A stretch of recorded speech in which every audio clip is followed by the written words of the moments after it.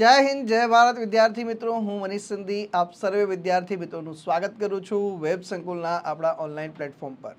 આજે આપણે daily current અફેર્સની અંદર 21 એપ્રિલ 2024ના મોસ્ટ આઈએમપી કરંટ અફેર્સની ચર્ચા કરવાની છે, જે આપણી આવનારી પરીક્ષા માટે ખૂબ જ ઉપયોગી થઈ શકે એમ છે। તો ચાલો ચર્ચાને આગળ વધારીએ। અને આજે લેક્ચર લાઈવ નથી, રેકોર્ડેડ ફોર્મમાં છે, એટલે પહેલાં તો જાતે બધા જ પ્રશ્નો અટેન્ડ કરજો અને પછી જ જે છે ડિટેલમાં સમાધાન જોવાનો પ્રયાસ કરજો। સૌથી પહેલાં આગળ વધવું એ પહેલાં કે સીસીની પ્રિલિમ ઘણા બધા વિદ્યાર્થી મિત્રોએ આપી ચૂક્યા છે અને સીસી મેન્સની પણ જે છે તૈયારી હવે બધાએ શરૂ કરી દીધી હશે।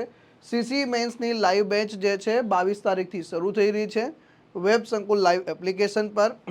વહેલા તે પહેલાંના એટલે 6 દિવસ ફ્રી ડેમો લેક્ચર છે, તો એડમિશન મેળવતા પહેલાં જે છે આ 6 ડેમો લેક્ચર તમારા માટે રાખવામાં આવ્યા છે। આમ તો વેબ સંકુલ છે એટલે ડેમો લેક્ચરની જરૂર નથી, તેમ છતાં તમારા માટે ડેમો લેક્ચર ગોઠવવામાં આવ્યા છે।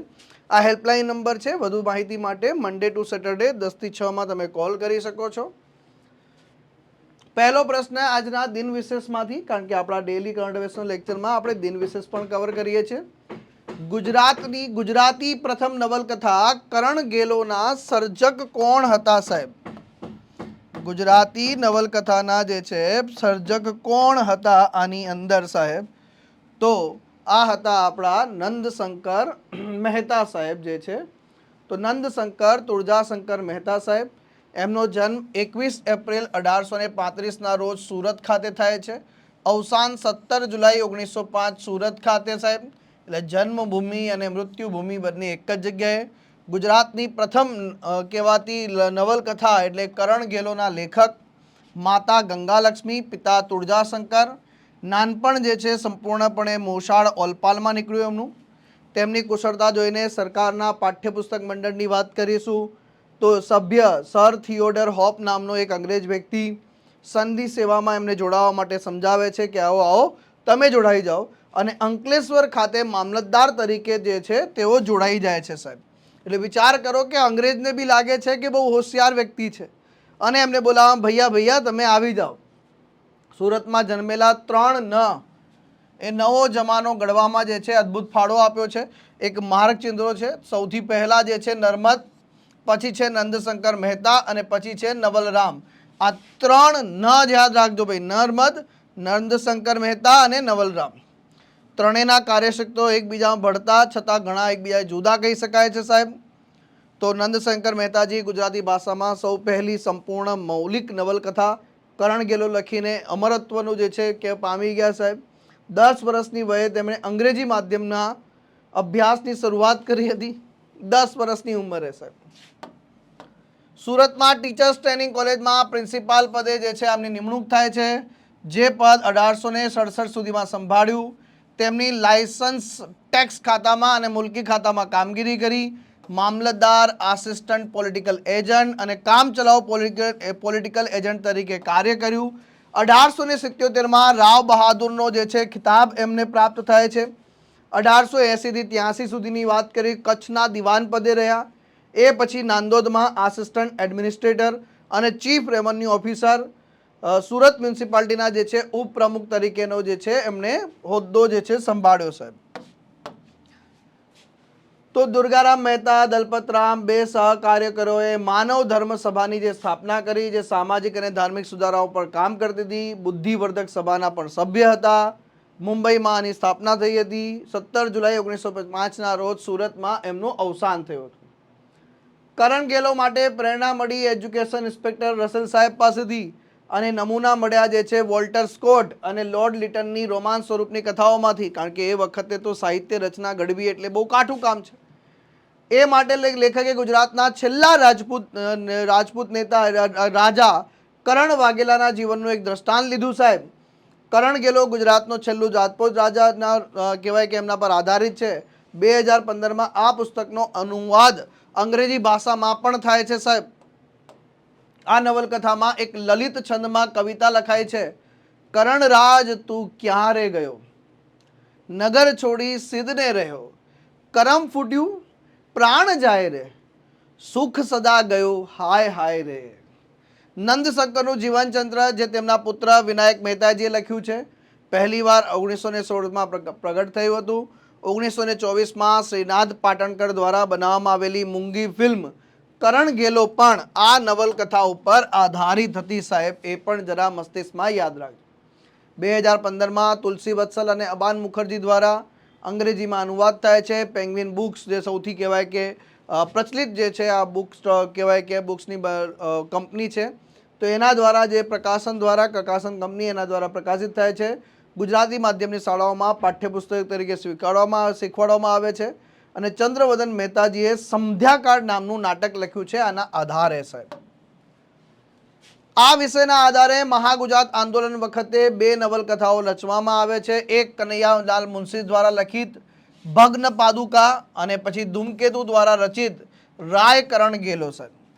ગુજરાતની પ્રાદેશિક ઓળખના મૂળ શોધવા માટે વિદ્વાનો આ નવલકથાઓનો જે છે અભ્યાસ કરે છે સાહેબ આની અંદર. અને આવો જે છે એક પ્રશ્ન આ પ્રકારે જીકેનો પૂછી લે તો આપણને પરીક્ષામાં આવડવો જોઈએ. કરણ ગેલો, ઉર્મિલા, સ્નેહમુદ્રા, મારી કમલા. તો કરણ ગેલો શું છે તો આપણને બધાને ખબર છે આની અંદર સાહેબ કે જો આપણે ભણ્યા હોય, પરીક્ષામાં પૂછાઈ ગયેલો પ્રશ્ન છે, તો કરણ ગેલો નવલકથા એટલે કે એકની સામે ડ આવે તો એકની સામે ડ, ક ન આવે, અ ન આવે, ડ ફાઇનલ સાહેબ. ભારતમાં નીચેનામાંથી કઈ તારીખે સિવિલ સર્વિસીસ ડે તરીકે ઉજવવામાં આવે છે? તો આપણને બધાને ખબર છે 21 એપ્રિલના રોજ ઉજવવામાં આવે છે સાહેબ. તો સિવિલ મુલ્કી સેવા દિવસ તરીકે પણ જેને ઓળખવામાં આવે છે 21 એપ્રિલના રોજ ઉજવવામાં આવે છે. તો અહીંયા સરસ મજાને 21 એપ્રિલ 2006ના રોજ જે છે પહેલી વખત જે છે આ પ્રકારનો કાર્યક્રમનું આયોજન થાય છે અને ત્યારથી દર વર્ષે 21 એપ્રિલના રોજ સિવિલ મુલ્કી સેવા દિવસ તરીકે ઉજવવામાં આવે છે. બહુ ધ્યાનથી સાંભળજો, ઘણું બધું જીકે પણ કવર કરીશું આના સંદર્ભમાં. હવે આ દિવસના મૂળ જોઈએ તો સીધું આપણે ભારત દેશ આઝાદ થયો 1947માં જવું પડશે. 21 એપ્રિલે જે છે સ્વતંત્ર ભારતના ગૃહમંત્રી સરદાર વલ્લભભાઈ પટેલ જે છે એ મેટકાફ હાઉસ દિલ્હી ખાતે અખિલ ભારતીય વહીવટી સેવાના તાલીમ મેળવી રહેલા પ્રોબેશનરી અધિકારીઓને જઈને મળે છે, એમની સાથે વાર્તાલાપ અને સંબોધન આપે છે. અને એ વખતે જે પોતાનું જે છે દમદાર ભાષણ આપે છે, તો અહીંયા જે છે કહેવાય કે સિવિલ સર્વિસીસ જે છે અધિકારીઓ કેવા હોવા જોઈએ, એમના ભાષણમાં જે છે અધિકારીઓ ભારતના સ્ટીલ ફ્રેમ તરીકે ઓળખાવે છે કે અમે ગમે એટલું વિચારીશું પણ તમે જેવું વિચારશો એવું આપણો દેશ ભારત બનશે. કેન્દ્ર અને રાજ્ય સરકારના તમામ અધિકારીઓ ભારતના વડાપ્રધાન દ્વારા તેમના શ્રેષ્ઠ દેખાવ માટે આના સંદર્ભમાં સન્માનિત પણ કરવામાં આવે છે. સંયુક્ત રાષ્ટ્રનો જાહેર સેવા દિવસ 23 જૂનના રોજ ઉજવવામાં આવે છે. સરદાર વલ્લભભાઈ પટેલ એ દિવસની એમની સ્પીચ, એનું સંબોધન જે છે શું કીધું છે કે તમે ભારતીય સેવાના પાયાના પથ્થર છો. આ સેવાનું ભવિષ્ય તમે જે પ્રકારનું ઈચ્છશો એ પરંપરા સ્થાપશો એના ઉપર અવલંબે છે. આ તમારા ચારિત્ર્ય, ક્ષમતા અને કાર્ય કરવાના ઉત્સાહ ઉપર પણ અવલંબશે કે આપણું ભવિષ્યનું ભારત કેવું હશે સાહેબ. આ અદ્ભુત જે છે સ્પીચ હતી આમની. તો 2006માં એક યોજના શરૂ કરી જાહેર વહીવટમાં શ્રેષ્ઠતા માટે પ્રધાનમંત્રી પુરસ્કાર. આ પુરસ્કાર જે છે અલગ અલગ 3 વર્ગમાં વહેંચવામાં આવ્યો છે. પહેલો જૂથ જે છે એ પૂર્વોત્તર ભારતના 8 રાજ્યોનો સમાવેશ કરે છે, જેમાં ઉત્તરાખંડ, હિમાચલ પ્રદેશ, જમ્મુ કાશ્મીર પણ આવી જાય છે. બાકીના 18 રાજ્યો બીજા જૂથમાં છે અને 7 કેન્દ્રશાસિત પ્રદેશો ત્રીજા જૂથમાં છે. આ પ્રકારે, અને ધ્યાન રાખજો આ વર્ગીકરણ તમે એમ કહેશો કે સાહેબ જમ્મુ કાશ્મીરને રાજ્ય કેમ કીધું તમે, તો આ જ્યારે જમ્મુ કાશ્મીર પુનર્ગઠન અધિનિયમ અંતર્ગત જમ્મુ કાશ્મીર જે છે એ રાજ્યથી મટીને જ્યારે યુનિયન ટેરેટરી બન્યો, એના 2 ભાગલા પડ્યા, એના પહેલાનું વર્ગીકરણ છે, એમાં હજી કોઈ ફેરફાર કરવામાં આવ્યો નથી. નીચેનામાંથી યોગ્ય જોડ પસંદ કરો ભાઈ. આ સરસ મજાનો એક જીકેનો પ્રશ્ન. એચિસન કમિશન, મોન્ટફોર્ડ રિફોર્મ, લી કમિશન, સત્યેન્દ્રનાથ ટાગોર પ્રથમ ભારતીય સિવિલ સેવા સર્વન્ટ બન્યા. તો આની સાથે જોડીએ સાહેબ તો આમાંથી એક વસ્તુ આપણને જે આવડતી હોય છે સાહેબ એ છે કે 4ની સામે ડી આવે તો બધાને ખબર જ છે. તો આ તો બંને ગયા સાહેબ આની અંદર. તો આ ટોપિકને સમજવા માટે સાહેબ આ ટોપિક આની સાથે જોડાયેલો છે. તો 1886ની જાહેર સેવા પર એચિસન સમિતિની રચના જે છે ડફરિન દ્વારા કરવામાં આવી હતી અને તેની ભલામણ કરી હતી સાહેબ. તો આપણને જો આ ટોપિક ભણ્યા હોય તો આપણને એચિસન કમિશન જે છે, આ જો પરીક્ષામાં પ્રશ્ન પૂછાયો તો 1886, એકની સામે સી જોડી દઈએ સાહેબ, તો એકની સામે સી જે છે અહીંયા નથી, અહીંયા નથી, અહીંયા છે, પણ આ તો પહેલાથી નીકળી ગયું છે. 4ની સાથે ડી આવવું જોઈએ. તો જો આ રીતે અધ્યયન કરો તો જીકે પણ મજબૂત થાય. તો પહેલું એચિસન, પછી આવે છે મોન્ટફોર્ટ રિફોર્મ્સ 1919 જે છે, અને ભારત અને ઇંગ્લેન્ડમાં એક સાથે પરીક્ષા યોજવાની ભલામણ કરે છે. 1924માં લી કમિશન જે નીચેની ભલામણ કરે છે કે રાજ્યના સચિવે આઈસીએસની ભરતી કરવાનું ચાલુ રાખવું જોઈએ, એવું પ્રકારની જે છે આની અંદર સલાહ આપવામાં આવે છે. શિક્ષણ અને નાગરિક તબીબી સેવા, આ ક્ષેત્રો માટે ભારતની પ્રાંતીય સરકાર દ્વારા રાખવામાં આવશે. જાહેર સેવા આયોગની તાત્કાલિક સ્થાપના કરવામાં આવે. 1863માં સત્યેન્દ્રનાથ ટાગોર ભારતીય નાગરિક સેવાઓ માટે લાયકાત મેળવનારા પ્રથમ ભારતીય બન્યા સાહેબ. ઇન્ડિયન સિવિલ સર્વિસીસ ઓફિસર બન્યા. તો આ પણ જીકેના ફેક્ટ કેટલા પરીક્ષામાં પૂછાય છે. ઓકે, ઇન્ડિયન સિવિલ સર્વિસ માટે નિયુક્ત થયેલા સત્યેન્દ્રનાથ ટાગોર પહેલા વ્યક્તિ હતા, પ્રથમ ભારતીય. 1865માં અમદાવાદના સહાયક મેજિસ્ટ્રેટ અને પછી કલેક્ટરના પદે કામ કરે છે. 1896ની અંદર મહારાષ્ટ્રના સતારાથી જજના પદ ઉપરથી રિટાયર થાય છે. આમનો જન્મ 1 જૂન 1842માં કોલકાતામાં અને અવસાન 9 જાન્યુઆરી 1923ના રોજ થયું હતું સાહેબ. એટલે આપણે પ્રયાસ કરીએ છીએ કે બધું એક સાથે કવર કરી શકીએ. સિવિલ સેવાનો પાયો નાખનાર કોણ ભારતમાં? તો વોરન હેસ્ટિંગ ભૈયા. કોણ છે? અને પૂછી લે કે ભારતીય સિવિલ સેવાના પિતા તરીકે તો કોર્નવોલિસને ઓળખવામાં આવે છે. તો આ જે છે તમારું જીકે અને ટોપિક કરંટ બધું એક સાથે કવર કરવાનો પ્રયાસ છે. લોર્ડ કોર્નવોલિસ જે છે વિશે નીચેનામાંથી કયું વિધાન સાચું છે? 4 વિધાન આપેલા છે સાહેબ. આની અંદર આવશે કે માત્ર 4 ખોટું છે સાહેબ. તો અહીંયા બાકી બધા જે છે ઉપરના 3 સાચા છે.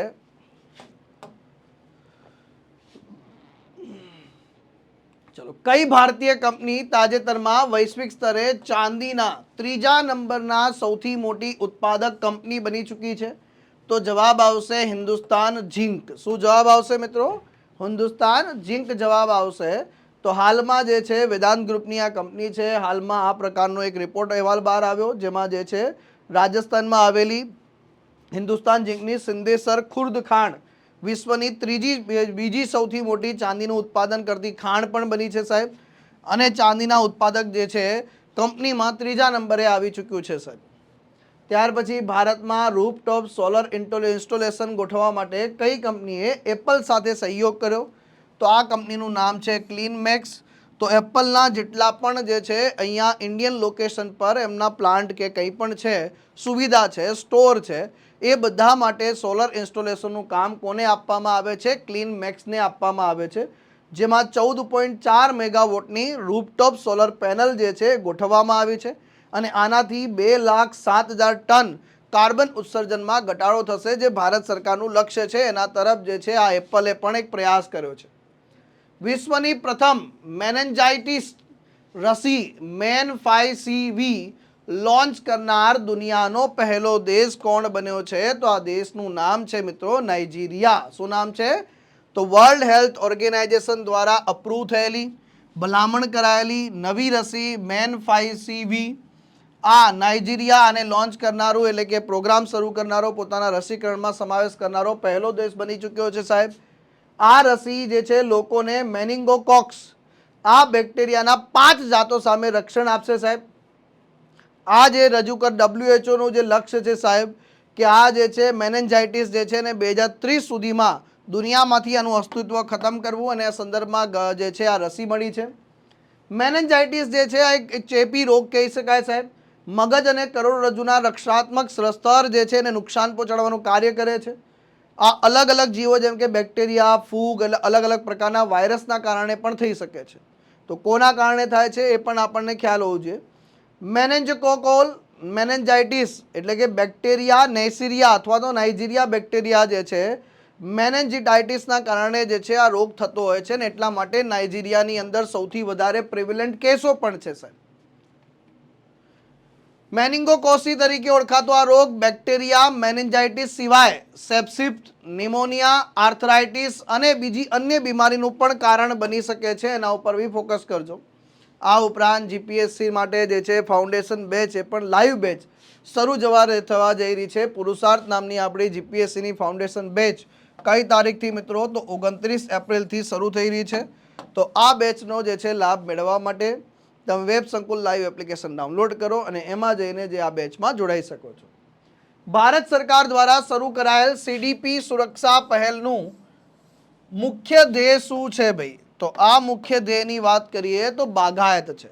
તો બાગાયતી ખેતી કરતા ખેડૂતોને જે છે મદદ કરવી અને જે છે એ ઘણી વખત એવું થતું હોય છે કે જ્યારે સરકાર સબસિડીના પૈસા એમને મોકલતી હોય છે મોકલે છે તો એ જે છે દારૂ વારૂ કે ખોટા જે છે ખર્ચે વાપરી નાખતા હોય છે અને જે ખરેખર એમને લાભ થવો જોઈએ એ થતો નથી.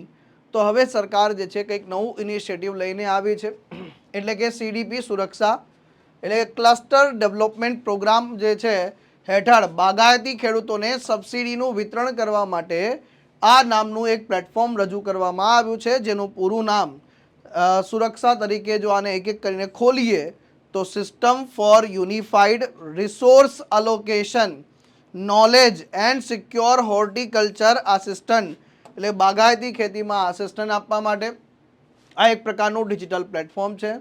આ platform National Payment Corporation of ઇન્ડિયાનું ઈ રૂપી વાઉચરનો ઉપયોગ કરીને ખેડૂતોને તેમના બેંક ખાતામાં સબસિડીનું ત્વરિત તાત્કાલિક વિતરણ કરશે સાહેબ, મંજૂરી આપશે સાહેબ. હવે આનો ઉપયોગ ખેડૂતો કેવી રીતે કરશે? પ્લેટફોર્મ આ જે છે ખેડૂતો, વિક્રેતાઓ, અમલીકરણ agency, cluster development agency, national horticulture board આ બધાને એક જ પ્લેટફોર્મ પર લઈ આવે છે સાહેબ. આ બધા અલગ અલગ છે, એ બધાને એક જગ્યાએ લઈ આવે છે. ખેડૂત શું કરશે? તો પોતાના મોબાઈલ નંબરનો ઉપયોગ કરીને કંઈ પણ ખરીદવું હોય, બીજ, રોપા, છોડ, સામગ્રી માટે એ પોતાના મોબાઈલ નંબરનો ઉપયોગ કરીને જે છે આ પોર્ટલ પર લોગિન કરશે સર. એકવાર જે છે ખેડૂત જો પોતાને જે કંઈ પણ જોઈએ છે એ ખરીદવા માટે માંગણી કરવામાં આવશે તો એમાં જે છે માની લો કે એણે 100 રૂપિયાનો ઓર્ડર કર્યો ને ભાઈ, એમાંથી માની લો કે 50 રૂપિયા સબસિડી છે ને 50 રૂપિયા ખેડૂતનો હિસ્સો છે.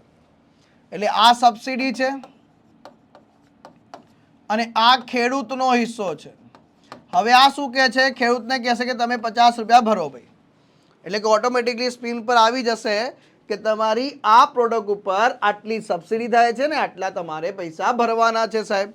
તો આ જે છે સરકાર દ્વારા ચૂકવવામાંથી સ્ક્રીન પર દેખાશે, ખેડૂત પોતાનો ફાળો ભરી દેશે અને એના પછી જે છે એક ઈ રૂપી વાઉચર જનરેટ થશે. એટલે કે જે સબસિડી હશે આ સબસિડીની અમાઉન્ટનો જે છે એક ઈ રૂપી વાઉચર જનરેટ થશે સાહેબ. શું થઈ જશે? વાઉચર જનરેટ થઈ જશે. આ વાઉચર વિક્રેતાને મળશે ને વિક્રેતા આને પ્રાપ્ત કરીને એના દ્વારા પૈસા મળશે અને વાવેતર સામગ્રી પ્રદાન કરી દેવામાં આવશે સાહેબ. હવે ધ્યાનથી સાંભળજો. આની અંદર કે ભાઈ ઘણી વખત એવું પણ બને કે સાહેબ આનો દુરુપયોગ થાય. આમાં ખેડૂતો ખાલી ઓર્ડર કરે, વસ્તુ એમના સુધી પહોંચે જ નહીં, બારોબાર ગાયબ થઈ જાય. તો આવા ઘણા જે છે છટકબારી હોય છે, પણ આ વખતે સરકાર પણ મજબૂત છે. સરકારે પણ આનું સમાધાન શોધી લીધું છે. આમાં જીઓ ટેગિંગ લગાવી દીધું છે ભાઈ. તો આ જે સામગ્રી છે એ ખેડૂતને ત્યાં પહોંચાડવામાં આવશે. ત્યાં જીઓ ટેગ કરેલા ફોટો અને વિડીયો દ્વારા ખેડૂત પોતાના મોબાઈલથી ડિલિવરીની ચકાસણી કરશે. પછી જ વેરિફિકેશન થયા પછી જ જે છે વિક્રેતાને ઈ રૂપી વાઉચર રિડીમ કરી શકશે. પછી એ જે છે એ વાઉચર રિડીમ કરશે આની અંદર અને આ ઉપરાંત એને ઇનવોઇસ પણ અપલોડ કરવું પડશે કે તમે આટલો માલ આમને વેચ્યો છે સાહેબ. તો કેવી સરસ મજાની વ્યવસ્થા છે. જેમ આપણે પણ આપણા ઘરે કોઈ કુરિયર વાળો આવે છે તો આપણને નથી કહેતો લાવ ભાવ ભાઈ તમે જે છે ઓટીપી આપો. ઓલા ઉબેરમાં બેસો નથી કહેતો ઓટીપી આપો ભાઈ. તો આ પ્રકારની સરસ સુવિધા હવે આ જ તમારા પછી જે છે વિક્રેતાને મળી જશે. હવે પ્રશ્ન ઊભો થાય ઈ રૂપી શું છે, કેવી રીતે કાર્ય કરે છે? તો ઈ રૂપી જે છે એક ડિજિટલ વાઉચર છે. આના માટે સૌથી મોટું ખાસ બાબત શું છે કે ખેડૂતોએ પોતાના ખાતામાં જે છે બેંક ખાતું ન હોય એવા ખેડૂતોને પણ મદદરૂપ થઈ શકે છે. તો આ વાઉચર લાભાર્થીને એના ફોનમાં SMS અથવા QR કોડ સ્વરૂપે મળે છે. એક પૂર્વ ચૂકાયેલ પ્રીપેડ વાઉચર છે. પહેલાથી આપેલું વાઉચર નથી કહેતા તમને 500 રૂપિયાનું વાઉચર જો આને રિડીમ કરી લેજો ભાઈ, એટલે 500 રૂપિયા જ મળે ભાઈ એની અંદર. તો આ વાઉચર સ્વીકારતા હોવા કેન્દ્ર પર જઈને જે છે રિડીમ કરી શકાય છે. અને ઈ રૂપી એક વખતનું સંપર્ક વિહીન રોકડ વિહીન વાઉચર આધારિત ચૂકવણી પદ્ધતિ છે અને જેને આપવાનું છે એને જ મળશે. એક નિશ્ચિત હેતુ માટે બનાવેલું છે, એ હેતુને જે છે પરિપૂર્ણ કરે છે અથવા કોઈ વ્યક્તિ વિશેષ માટે અથવા હેતુ વિશેષ માટે આપણે આ બનાવવામાં આવે છે.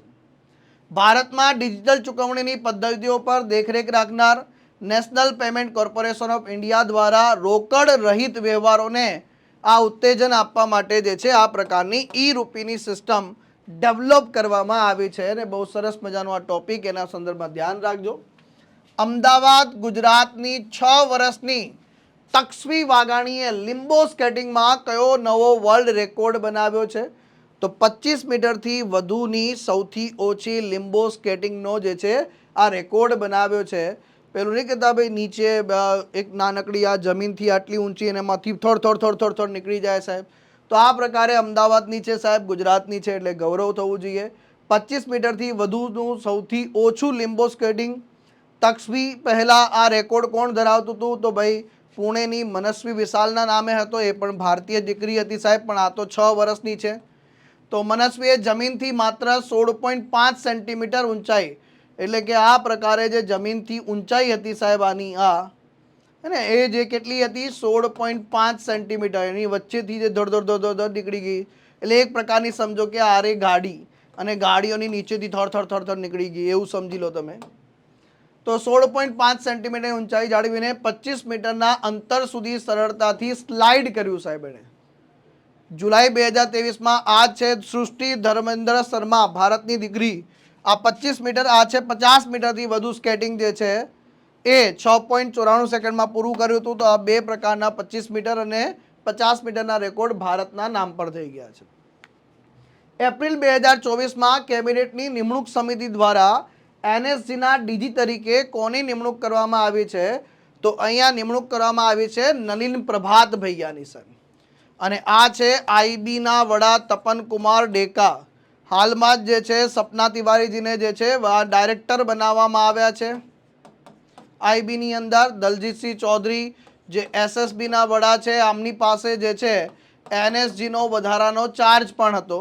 હવે આ એનએસજીનો વધારાનો ચાર્જ જે છે એ વધારાનો નહીં રહીને નલિન પ્રભાતજીને જે છે નિમણૂક આપવામાં આવી છે. 2 વ્યક્તિઓની છે સાહેબ, એક નલિન પ્રભાત ભૈયા છે અને બીજા છે સાહેબ આની અંદર જે છે આ નલિન પ્રભાત ભૈયાની વાત કરીશું તો એ આંધ્રપ્રદેશ કેડરના આઈપીએસ ઓફિસર પણ છે સાહેબ. કયા છે? આઈપીએસ ઓફિસર છે. આ ઉપરાંત વાત કરીએ ભાઈ તો આ 2028 સુધી આ પદ ઉપર રહેવાના છે. દલજીતસિંહ ચૌધરી પાસેથી જે છે આ કાર્યભાર સંભાળ્યો છે. આ ઉપરાંત સપના તિવારી, સપના ચૌધરી ના સમજતા પાછા, ઇન્ટેલિજન્સ બ્યુરોની અંદર કહેવાય કે સ્પેશિયલ ડાયરેક્ટર તરીકે આમની નિમણૂકને મંજૂરી આપવામાં આવી છે. તો આ બધી બાબતો યાદ રાખી લેજો. હવે જીકેના પર્સપેક્ટિવથી વાત કરીએ નેશનલ સિક્યોરિટી ગાર્ડ એના વિશે, તો આની સ્થાપના 1984માં સાહેબ આતંકવાદ વિરોધી એકમ તરીકે કરવામાં આવે છે. નેશનલ સિક્યોરિટી ગાર્ડ એક્ટ 1986માં બન્યો સાહેબ. ઓપરેશન બ્લુ સ્ટાર, અક્ષરધામ મંદિર પર હુમલો, પૂર્વ વડાપ્રધાન ઇન્દિરા ગાંધીની હત્યા પછી આની જે છે સ્થાપનાનો વિચાર આવે છે સાહેબ અને ત્યારે બને છે સાહેબ. તો આ રાજ્યોને જે છે આંતરિક ખલેલથી બચાવો અને આતંકવાદી પ્રવૃત્તિઓનો જે છે સામનો કરવો ગૃહ મંત્રાલય હેઠળ કાર્ય કરે છે. આની અંદર સર્વત્ર સર્વોત્તમ સુરક્ષા આનું ધ્યેય સૂત્ર છે. એ જ રીતે હું વાત કરું ઇન્ટેલિજન્સ બ્યુરોની આઈબી વિશે વાત કરીએ તો આ ભારતની આંતરિક સુરક્ષા અને કાઉન્ટર ઇન્ટેલિજન્સ એજન્સી છે. ગૃહ મંત્રાલય હેઠળ કાર્ય કરે છે. સ્થાપના 1887માં સેન્ટ્રલ સ્પેશિયલ બ્રાન્ચ તરીકે કરવામાં આવે છે. સૌથી જૂની સંસ્થા તરીકે પણ ઓળખવામાં આવે છે. 1968 સુધીમાં આઈબી સ્થાનિક અને વિદેશી બંને ગુપ્તચરોનું કામ કરતી હતી. એના પછી આપણે બનાવ્યું રો, રિસર્ચ એન્ડ એનાલિસિસ વિંગ. એ વિદેશી ગુપ્ત માહિતી જે છે સ્થાપના કરવામાં આવે છે. પ્રાથમિક રીતે સ્થાનિક ગુપ્તચર માહિતી અને આંતરિક સુરક્ષાની જવાબદારી આને સુપરત કરવામાં આવે છે સાહેબ અને પછી એકલું કામ કરે છે. નેવલ સ્ટાફના જે છે એટલે કે આ ભારતીય નેવીના જે છે આગામી વડા તરીકે કોની નિમણૂક કરવામાં આવી છે? તો નેક્સ્ટ વડા જે છે બનવા જઈ રહ્યા છે દિનેશ કુમાર ત્રિપાઠીજી. આમનું નામ ધ્યાન રાખી લેજો. એડમિરલ આર હરિકુમાર જે છે એ 30 એપ્રિલના રોજ જે છે નિવૃત્ત થઈ રહ્યા છે.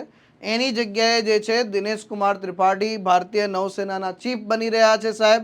વિવેક રામ ચૌધરી જે છે ભારતીય વાયુસેનાના વડા છે મિત્રો. અને મનોજ પાંડેજી તો તમને બધાને ખબર છે કે થલ સેનાના વડા છે.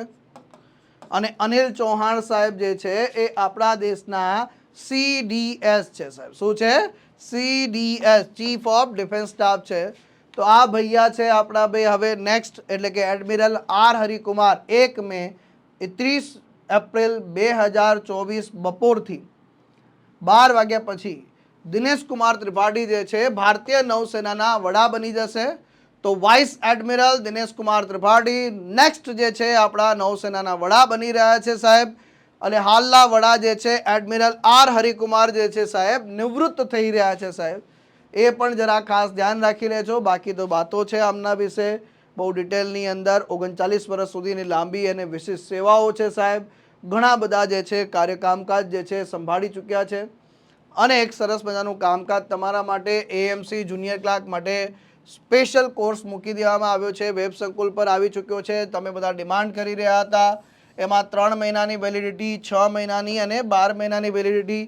તો AMCના નવા અભ્યાસક્રમ મુજબનો સંપૂર્ણ કોર્સ, ગુજરાતના સર્વશ્રેષ્ઠ ફેકલ્ટી, કમ્પ્યુટર, ગુજરાતી વ્યાકરણ, અંગ્રેજી વ્યાકરણ, maths, reasoning, Ahmedabad city, AMC general નોલેજના તમામ વિષયોનો જે છે આની અંદર સમાવેશ કરવામાં આવ્યો છે. તો વહેલા તે પહેલાના ધોરણો દર મહિનાના સાંપ્રત પવાનો લેક્ચર પણ તમને આની અંદર મળી રહ્યા છે. કેન્સર માટે ભારતના સૌ પ્રથમ ઘરેલું જીન થેરાપી ક્યાં શરૂ કરવામાં આવી છે ભાઈ? નવીનતમ ફિડે રેન્કિંગ અનુસાર ભારતનો નવો નંબર 1 ચેસ ખેલાડી કોણ બન્યો છે સાહેબ? સંયુક્ત રાષ્ટ્ર આંતરરાષ્ટ્રીય ખાણ જાગૃતિ દિવસ ક્યારે ઉજવવામાં આવે છે? આ 3 પ્રશ્નોના જવાબ લેક્ચર પૂરો થઈ ગયા પછી કોમેન્ટ બોક્સની અંદર તમારે લખવાના છે.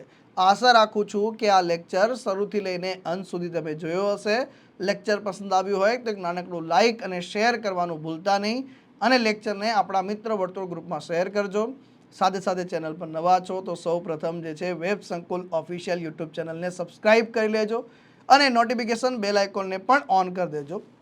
મળીશું આપણે નેક્સ્ટ લેક્ચરમાં. ટિલ દેન મને રજા આપો. બાય બાય, ટેક કેર, જય હિન્દ, જય ભારત.